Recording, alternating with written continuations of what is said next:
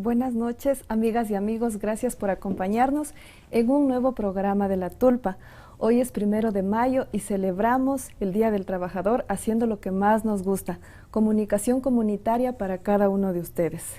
Hoy estamos en una tulpa cultural donde hablaremos sobre un episodio que marcó la historia del Cantón Antonio Ante.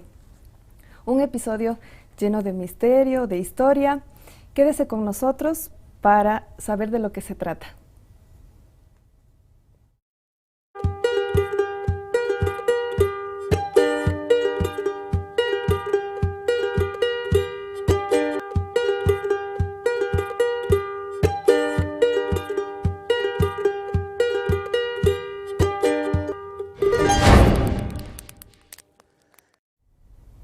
Y hoy nos acompaña aquí en La Tulpa un apasionado de la historia del pueblo anteño. Él es catedrático universitario de la Universidad Técnica del Norte, historiador, matemático. Él es el doctor Miguel Ángel Pozo Yepes. Bienvenido, doctor. Muchas gracias, Cris. Un gusto estar aquí en, en esta prestigiosa tulpa y, por supuesto, presto y dispuesto a las inquietudes que ustedes puedan tener sobre el tema que vamos a tratar. Y como ya les comentamos a nuestros amigos, pueden observar nuestro programa a través de APAC TV y también de 5 Sentidos en Antonio Ante. Estamos pues vamos a recordar un episodio que fue algo doloroso, pero tiene que ver con la historia también, y la historia, como usted dice, pues no puede ser olvidada. Debemos recordar cuál es nuestra historia para de ahí partir a un mejor porvenir. Por supuesto, yo creo que lo importante es en ese contexto histórico, pues trasladarnos en el tiempo y en el espacio para poder tratar este tema, que es prácticamente la historia del Cantón Antonio Ante, la historia de Atuntaqui, la historia de la fábrica textil Imbabura. Y qué día más oportuno, pues estamos celebrando el Día del Trabajador, y recordemos que la fábrica fue el empolio, el industrial más importante de acá del norte del país, donde en su momento hubo más de 1000 trabajadores y que funcionó por más de 6 décadas. Es decir, aquí en la fábrica textil Imbabura, que ahora está convertida en un museo, un centro cultural, se gestó unos grandes cambios sociales, culturales, económicos, no solamente de Atuntaqui, del Cantón Antonio Ante, sino también de la provincia. Claro que sí. Me apasiona también mucho esta historia porque soy anteña y pues mi abuelita me contaba, mi mamá me contaba ciertos episodios de la fábrica Imbabura. Lo que mi abuelita solía decirme es que era un tanto marcada esa diferencia de las mujeres que eran las esposas de los trabajadores de la fábrica Imbabura con las personas que se dedicaban a otras cosas, o con las esposas de los anteños que se dedicaban a otros oficios, que pues las esposas de los trabajadores siempre hacían sus buenas compras y tenían pues abundancia, podríamos llamarle. Sí, sí, tenían dinero porque tenían un sueldo fijo. Pero para entrar en eso yo creo que hay que trasladarnos un poco hacia atrás de la fábrica Imbabura. Recordemos que hacia su nacimiento. Sí, Atuntaqui era un pueblo de arrieros. Aproximadamente a inicios del siglo pasado, es decir, a inicios en la primera década de 1900 a 1920 existía más de 500 arrieros. Es decir, eso era el transporte pesado de esa época. Recordemos que no había vehículos, entonces estos arrieros anteños se trasladaban a todo el país y también a Colombia y a Perú con los productos.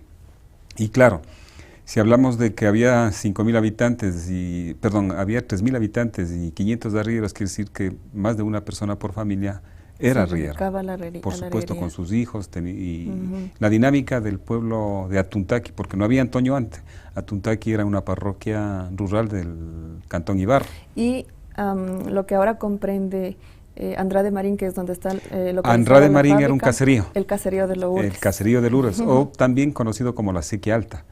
Pero bueno, el caso es que cuando vienen los hermanos Dalmau a construir la fábrica, a implementar la fábrica, de alguna manera ya tenían conocimiento de aquí de la provincia, porque uno de los hermanos Dalmau estaba sentado aquí en Otavalo y tenía un negocio de algodón, y también era accionista de la fábrica La Joya. Entonces, con esos conocimientos, con esa visión de empresario con su hermano, montan en el caserío de Lourdes, es decir, lo que hoy es Anra de Marín, la fábrica, y la mayoría de arrieros se transforman en obreros. Sí, se transforman en obreros de la fábrica. Y bueno, también algo que hemos recordado leyendo precisamente su historia, el recuento que usted hace también de su primer libro, que fue el libro de la fábrica textil en Babura, pues ahí narra también cómo trajeron las máquinas a lomo de mula. Bueno, la mayoría trajeron en los primeros carros que ya había acá en Quito y se dirigieron hacia acá, ¿no? Pero para dar trabajo a los arrieros, mucha de la maquinaria desarmada que obviamente se podía cargar en mulas, lo trajeron en mulas.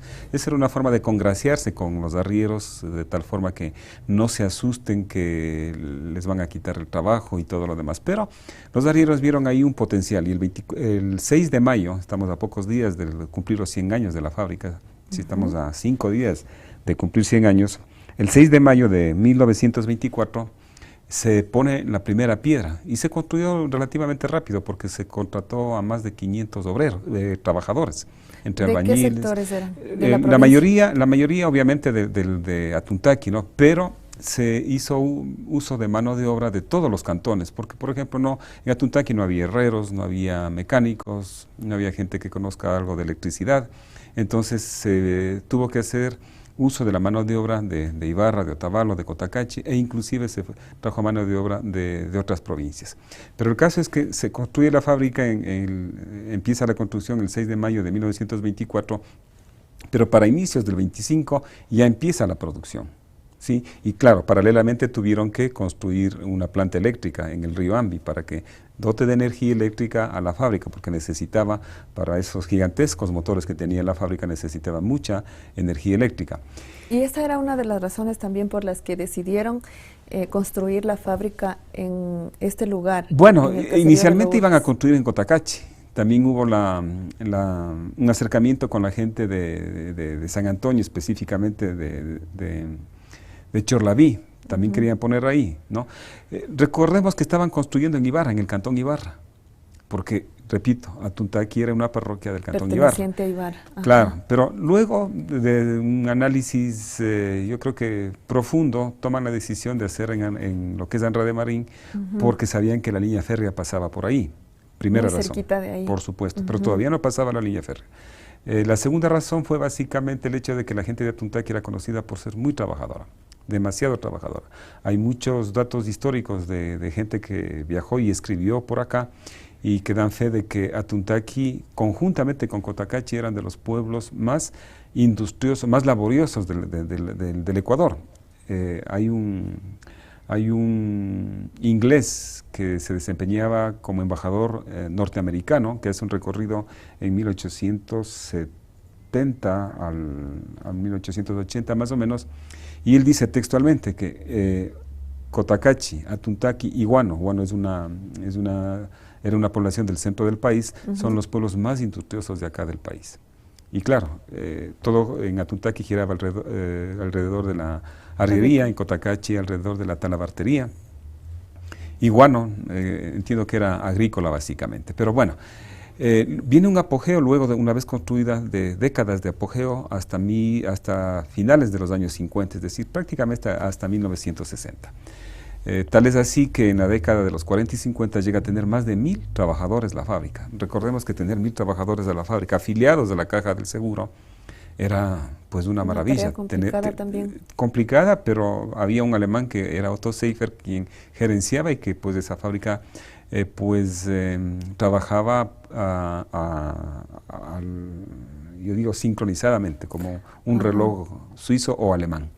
¿A dónde se exportaban las telas que se fabricaban? Bueno, básicamente las telas era utilizada por la industria nacional, ¿no? Era para la industria nacional de la confección y claro, también se enviaba un poco de producto a Colombia porque el cambio diferenciado en ciertas épocas de estas décadas daba para enviar allá, y en la época de la Segunda Guerra Mundial y de la Primera se elaboró mucha gabardina para los soldados de la Segunda Guerra Mundial. Sí, se construyó mucha gabardina para las fuerzas aliadas de la Segunda Guerra Mundial. Entonces, Este apogeo da inclusive lugar a que la clínica del seguro no se la ponga en Ibarra, sino se la ponga en Atuntaqui. Y la razón era obvia, porque el mayor número de afiliados estaban en la fábrica Imbabura. ¿Sí?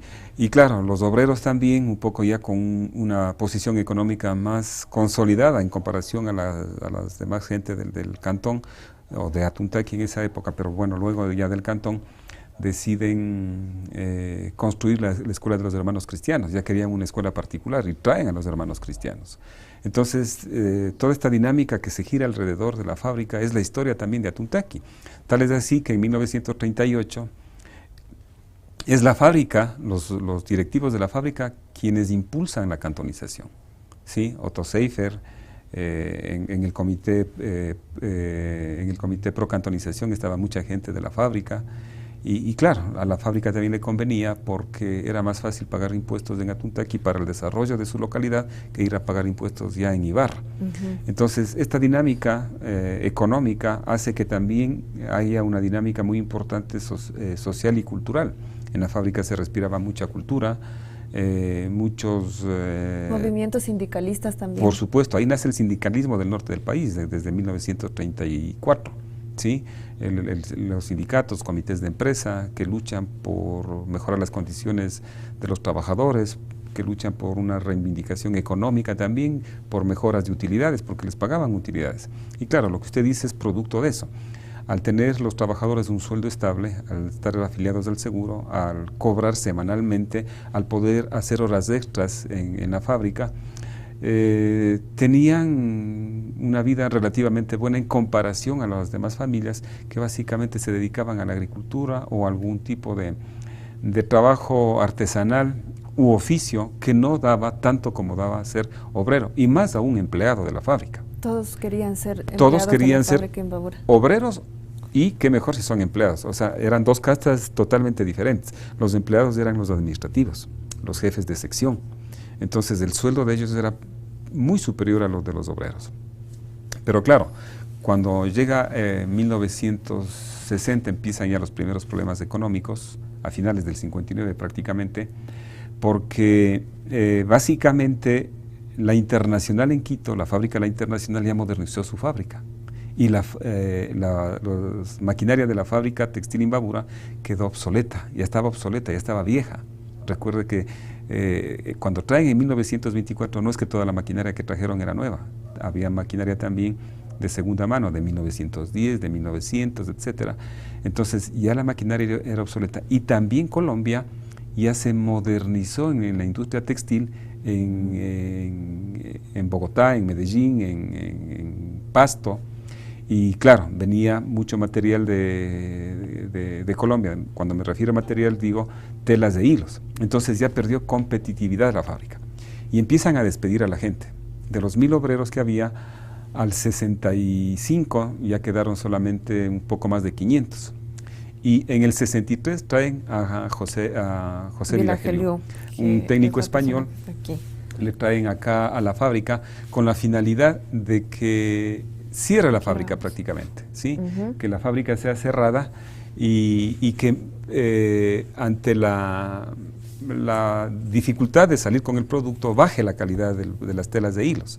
Cuando usted baja la calidad de telas de hilos, ¿qué es lo que hace? Pues disminuye inversión.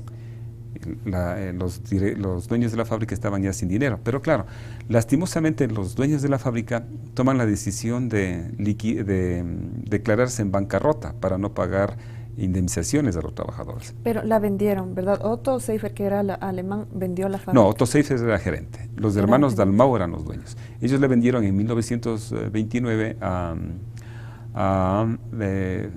Lorenzo Tous, a otro español radicado en Guayaquil. Entonces esa fábrica era de Lorenzo Tous. Lorenzo Tous manejaba la empresa La Industrial Algodonera, que tenía 3 fábricas en todo el Ecuador de esta naturaleza. Había una en Ambato y creo que otra en Riobamba, una más pequeña. De hecho, en Ambato se llamaba La Industrial Algodonera, pero la empresa que manejaba la fábrica Imbabura era La Industrial Algodonera. Entonces, cuando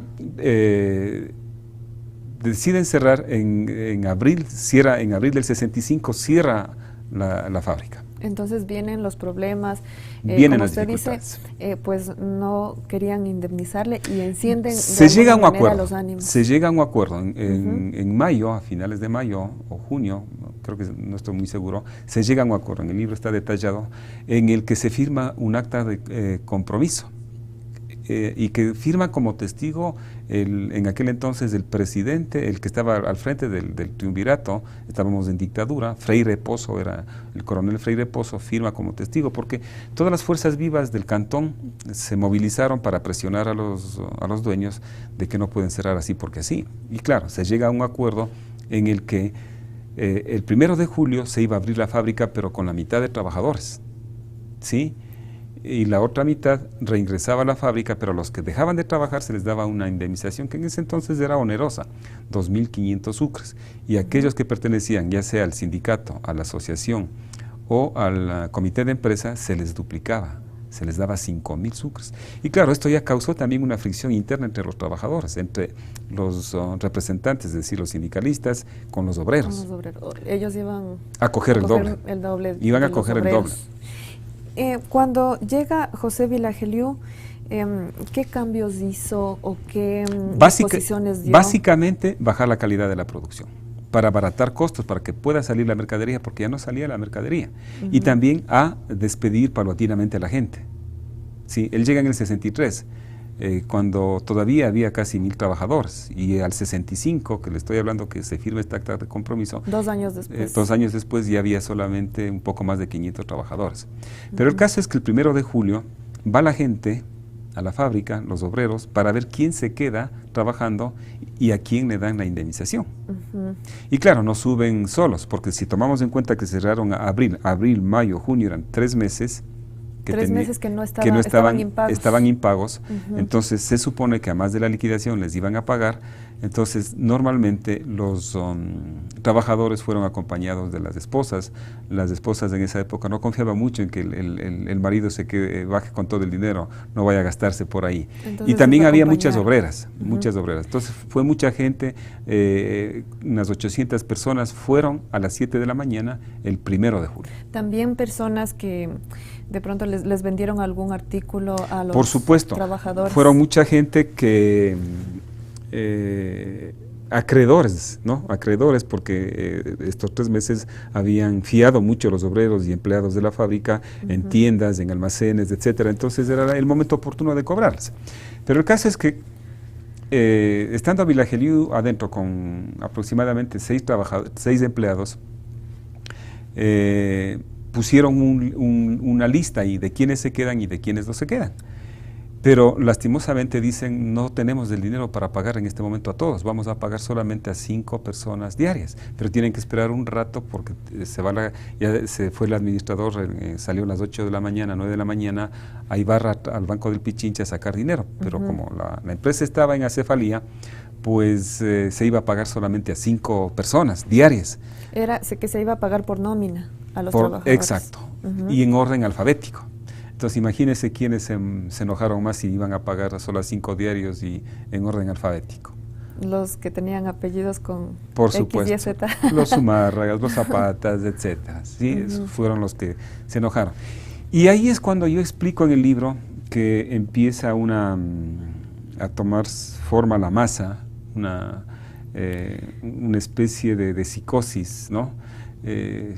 Un poco haciendo un símile, es como cuando los que somos hinchas de algún equipo de fútbol nos vamos a las barras bravas, ya no optamos por nuestra cuenta, es la masa, ¿sí? Es la masa la que tiene conciencia, y ahí es cuando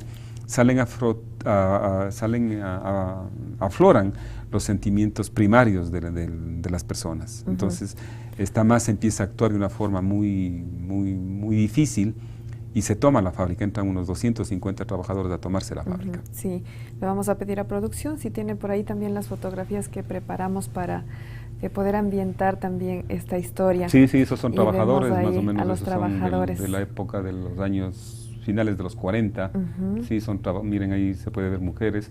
Esa es una fotografía que se tomó cuando se iba a inaugurar el complejo Fábrica Imbabura con aquellos trabajadores que todavía estaban vivos. Estoy hablando del año 2014. Y con la estatua ya... Ya construida, ya el resurgir, el resurgir, sí, sí, o renacer, sí, sí. Y claro, de las personas que están ahí, ya son prácticamente 9 años, ya no quedan más que unas 5 o 6 personas vivas. Sí, bien.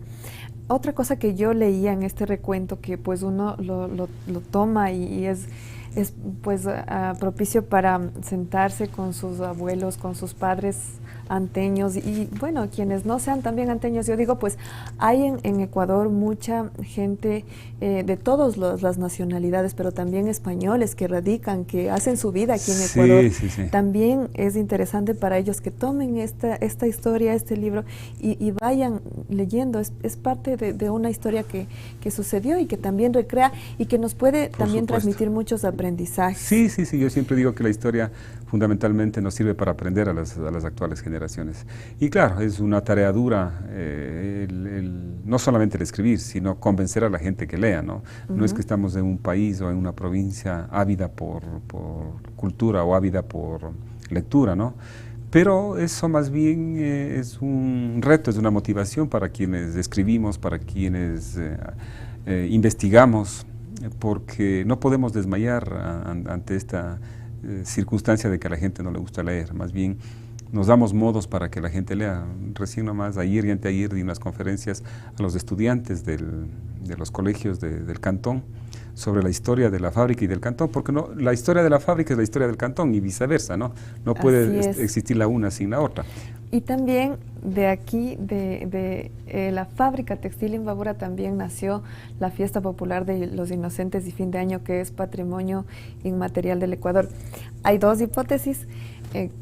La una es esa que cuentan los trabajadores, ¿no? Que pues la fiesta nace dos años antes de la cantonización. Sí, sí.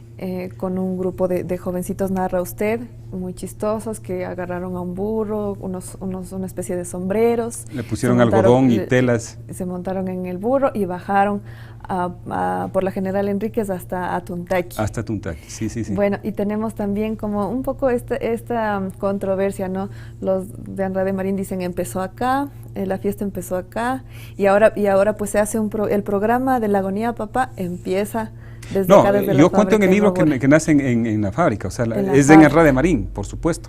Pero también hay la hipótesis de los anteños de que nació en la Casa Obrera.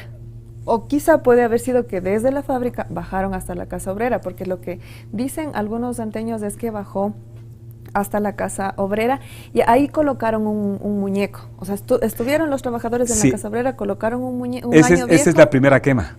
Ya. Esa es la quema. Pero como comparsa, nace en Andrade Marín. En Andrade Marín bajan los trabajadores, un grupo de trabajadores muy pequeño, pues con el burro emulando a los arrieros, ¿sí? Gritando apodos, gritando consignas y claro, por eso es que las comparsas anteriormente en Atuntaqui no es como ahora, antes era remedo. Sí, era el remedo, eran los apodos, era el remedo de las personas. Bastante local porque pues remedaban o imitaban a personajes, al sastre, al policía municipal. Por supuesto, porque en la fábrica bajaron así, gritando los apodos de los compañeros, remedándoles a los compañeros, etcétera, ¿sí? Pero claro, obviamente esto es de historia oral, lo que he puesto ahí yo es sobre la base de los testimonios de los trabajadores en el 2005 que hice las primeras entrevistas. No hay documentos, obviamente, entonces hay que hacer uso de la memoria y de la historia oral de las personas, ¿no? Pero obviamente, seguramente hay otras hipótesis, seguramente hay otras verdades, ¿no? Aquí nada está escrito sobre piedra, nada está escrito sobre piedra, puede ser. Pero el caso es que, un poco regresando a la historia del 65. Sí, vamos a retomar la historia con un personaje ahí que yo pienso que marcó tal vez esos ánimos encendidos de los trabajadores después de esta pausa comercial, así que quédese con nosotros aquí en su programa La Tulpa.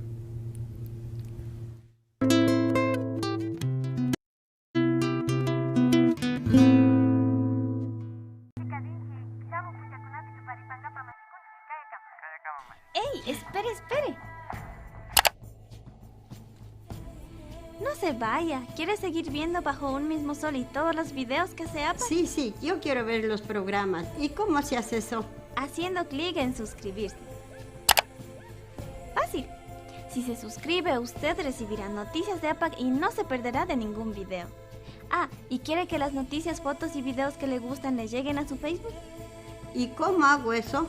Busque nuestro fanpage Bajo un mismo sol y denos su like aquí.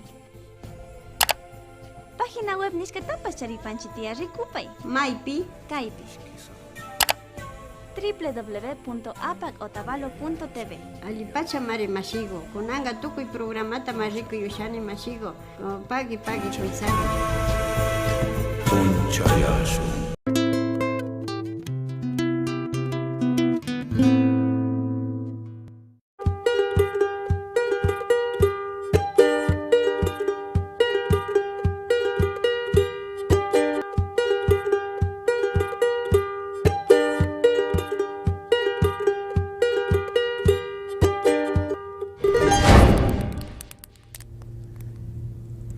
Retomamos este diálogo rememorando la historia, rememorando pues unos hechos que sucedieron en Antonio Ante, que marcaron también pues lo que ahora es nuestro cantón, esa herencia textil. Nació también aquí en la fábrica Imbabura y pues seguimos dialogando sobre el meollo, ¿no?, del libro que escribió el doctor Miguel Ángel Pozo, que lo tenemos aquí junto a nosotros y vamos a continuar narrando esta historia.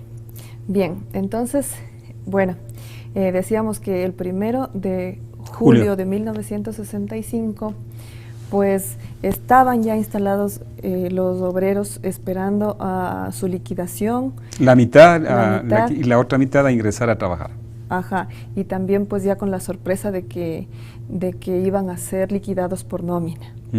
Entonces, bueno, lo que yo también pude leer en un momento que nos sentamos con unos buenos amigos a leer este recuento, esta historia, dice que hay un joven que es el representante de lo que hoy vendría a ser como el Ministerio de Bienestar Social. El Ministerio, sí, del Trabajo. Del Trabajo. El Ministerio del Trabajo. Entonces era muy joven, tenía 25 años. 22 años. 22 años, era muy joven.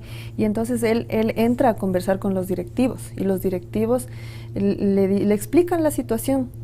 Entonces él sale hacia donde estaban pues los obreros que ya estaban, ya es un grupo cada vez más grande. Y entonces pues les dice que luchen por sus derechos, que exijan que les paguen la liquidación. Ahí yo pienso que es en ese momento cuando los ánimos se exacerbaron. Sí. Y claro, lo que pasa es que manifiesta ciertas palabras como las siguientes, que las transcribo en el libro. Con el gringo es imposible hablar. Al técnico Virgilio, que era catalán, le decían gringo. Le conocían como gringo. Porque era obviamente muy blanco, alto, medio rubio, entonces le decían gringo, ¿no?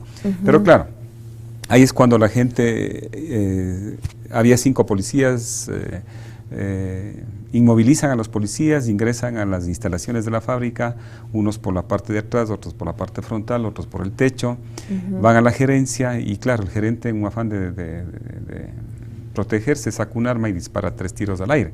Pero no hirió a nadie. No. Eso era con el afán de asustar.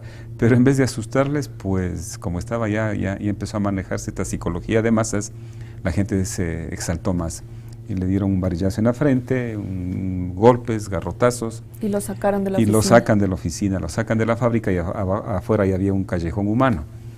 Y le empiezan a agredir, a gritar, a insultar. Trata de entrar a su casa, que vivía al frente de la estación, no puede ingresar, les llevan en dirección hacia la iglesia de Anra de Marín. Tampoco puede ingresar, impiden. ¿El padre también intercedió? No, el padre de Anra de Marín no intervino porque no estaba en ese momento ahí. Él estuvo antes en la reunión y les pidió que se calmen y todo, pero el momento que llegó ya el gentío, la masa con el técnico, pues no estaba ahí.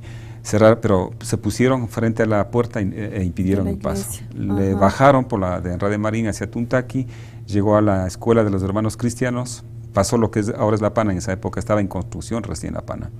No le dejaron ingresar a la Escuela de los Hermanos Cristianos, llegó a la clínica tampoco, a pesar de que salieron enfermeras y médicos también. Médicos a tratar de que ingrese, pero impidieron. Y una persona, no sé si era español o estaba caminando por ahí y quiso interceder. Bastantes, mucha gente quiso interceder, pero salieron agredidos también. Entre ellos un compañero de trabajo de él, un administrativo, un español de apellido Il, ¿sí? Pero el caso es que 20 metros más abajo de la clínica recibe una pedrada en la cabeza y queda tendido, seguramente muerto. Y en ese momento cogen una soga que la traían también algunos obreros desde la fábrica, le amarran en el pie y le arrastran. Y empiezan a arrastrar. Y le empiezan a arrastrar hasta prácticamente la esquina de la iglesia, bueno, un poquito más a la derecha, donde ahora es el Banco del Pichincha, y toman la decisión de inclusive querer incinerarle, pero llega la policía, un camión con muchos gendarmes e impiden eso. Y bueno, también de lo que se puede leer, ¿no? Y analizar, también son las esposas, las mujeres, las que un poco alientan también los ánimos de trabajadoras y mujeres también que eran esposas de trabajadores, son seguramente las que estaban más eufóricas, más coléricas, sí, con garrotes y todo. El caso es que llegó y la policía tampoco pudo apresar a nadie ese rato. Por evitar problemas, cogieron el cadáver, le trajeron a Ibarra y le velaron hasta cerca de la medianoche, y luego recibieron una orden de la embajada española que se lleve el cadáver a la embajada española, pero fueron por Zuleta para no pasar por el carretero viejo que llamamos, porque creían que todavía los trabajadores siguen enardecidos, ¿no? Y claro, luego de eso, al otro día les toman presos a muchos trabajadores, les mienten que está aquí el ministro que quiere arreglar, les suben en un bus el 2 de julio y les llevan a Ibarra, pero no les llevan a donde el ministro, les llevaron a la cárcel. Necesitaban coger gente presa y luego empieza un periplo de cerca de 2 años de la gente que estaba presa. Mucha gente se corrió de Atuntaqui y nunca más regresó. Y claro, luego en el 66, en enero del 66, se reabre la fábrica. Pero claro, hubo una crisis socioeconómica muy fuerte en Atuntaqui, es más, intervinieron muchas ONGs para ayudar a alimentar a la gente de Atuntaqui, que no tenía prácticamente con qué alimentarse, porque no es solamente que los obreros daban vida a las lavanderas, daban vida a los zapateros, daban vida a las tiendas, etcétera. Entonces, a todas las actividades económicas. Comerciales. ¿En qué momento empieza pues ya de a poco a surgir las familias anteñas con la actividad textil? Cuando reciben la liquidación, a inicios del 66. Entonces los obreros que dejaron de trabajar ahí en la fábrica con la liquidación que les dieron, pues dijeron, pues algo tenemos que hacer con este dinero y hagamos lo que sabemos hacer, algo de textiles, y empiezan a comprar sus primeras máquinas overlock que había, las primeras máquinas de tejer, y hacen sus tallercitos muy artesanales y empiezan a trabajar en forma muy personal o con la esposa, con los hijos, los talleres. O sea, no hay mal que por bien no venga. La muerte del técnico hizo que despierte el espíritu emprendedor y trabajador en los textiles de los obreros, ya con sus propias microempresas y artesanías textiles. Y ese es el boom económico. Pero la fábrica se reabrió, siguió y luego volvió a tener muchos más trabajadores. No llegó, por supuesto, a 1000 como antes, pero la fábrica funcionó hasta el 97, ¿sí? Pero claro, en el año 92 ya tenía solamente 300 trabajadores, en el 96 creo que tenía cerca de 120 y en el 97 cuando cerraron había 12 trabajadores. Entonces cerró la fábrica prácticamente, pero la otra historia paralela que se cuenta en el libro es lo que todas las peripecias que pasaron los que estuvieron presos y corridos. Porque recién en el 67, porque hay se reagrupa las fuerzas vivas del cantón y hacen un paro, hacen un comité pro defensa de los trabajadores que estaban presos y corridos y logran la amnistía en en el Julio 60. César Trujillo interviene también ahí. Sí, interviene en favor de los trabajadores, Julio César Trujillo. Bueno, la asamblea constituyente de esa época estaba dividida entre los que apoyaban la amnistía y los que no apoyaban. Fueron 2 años de luchas en el Congreso y entre los congresistas o asambleístas, pero al fin por un solo voto se logra la amnistía en junio del 67, ¿sí? En junio del 60, casi a los 2 años.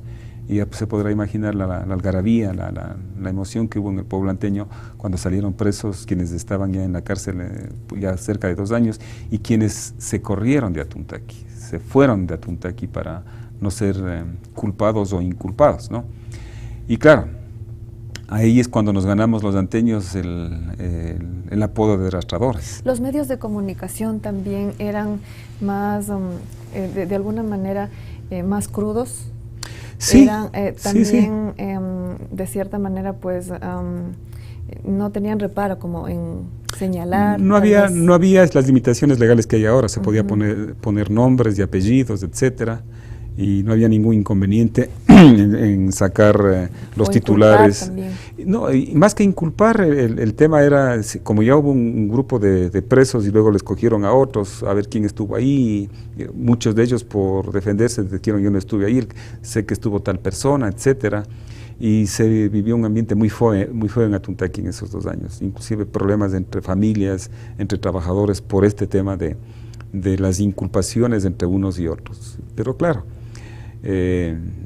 todo esto, como digo, no hay mal que por bien no venga, fue el resurgir de Atuntaqui en función de la industria textil, y Atuntaqui es lo que es gracias a la fábrica y básicamente gracias a la muerte de Vilageliu, ¿no?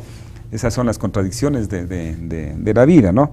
Y claro, esto es este tema que le decía que nos estigmatizaron como arrastradores.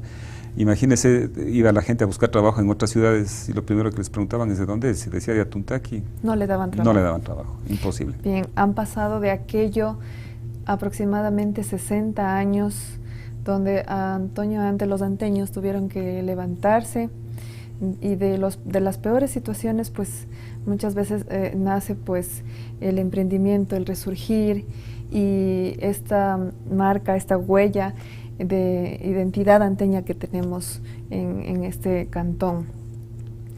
El tiempo ha sido corto para narrar toda esta historia, que es maravilloso, es un ejercicio muy lindo sentarse y dar lectura pues a lo que forma parte de nuestra historia. Les invitamos a leer el libro y pues le agradecemos mucho a usted por haber venido a contarnos un pedacito de esa historia. Muchas gracias, Cris, y siempre a las órdenes. Hemos sintetizado 100 años de historia en aproximadamente 20-25 minutos, pero hemos tratado de ser didácticos, digamos, para que la gente se entone, se interese y pues pueden adquirir el libro en la Casa de la Cultura en Ibarra. En Atuntaqui hay varios locales donde venden, el Café Moca, Café Aroma y Papelería Central. Esto ha sido un programa más de La Tulpa. Mi nombre es Cristina Ortega y ha sido un gusto acompañarles aquí por la señal de APAC TV y de 5 Sentidos en Antoño Ante.